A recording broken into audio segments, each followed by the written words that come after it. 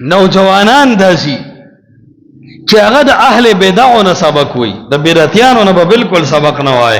دا خو به هغه صورت کې وي چې کله بالکل اهل سنت ختم شي، حق ختم شي او تا ته حق پرست عالم نه ملاويږي، نو ته بهشکه بیا لاړ شو د بدعتینم خپل علم حاصل کړه د فنون وغیرہ وغیرہ.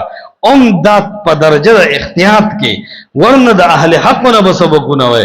ډیر خلک داسي د سند حاصلولو د پاره، د دنیاوي ظاهري مفاد د پاره، د وفاق د پاره لاړ شي او اهل بدع خپل استادان کې او داغه استادانو نه سبق وای، نو بیا چې ټول عمر مسله بیانې نو چون کې چنانچه لکن لہذا وی دام غلط نه دي او تم بد نه وي او دیم گزاره کوي، ټول دین د ټول عمر په دې چل رواني، نو مسله کې پته نه لګي دام خده او دیم بد نه وي، د سرم دلایل دي وي د سرم دلایل دي.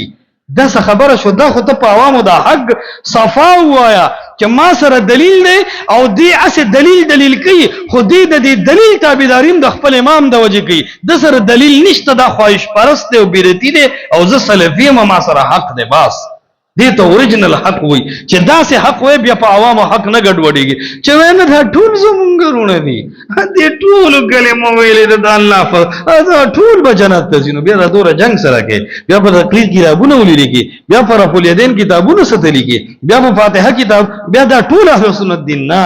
اهل سنت وای دي چې د بدعتي سره به سخت نفرت وکړو، اهل بدع سره کنه جی. نو قرآن دی خبر طرف ته ترغیب ورکی. الله فرمای وای د بدعتین لوی گمراه په کائنات کې بل نشتا، او فرمای ومن اضل ممن اتبع هواه بغیر هدى من الله.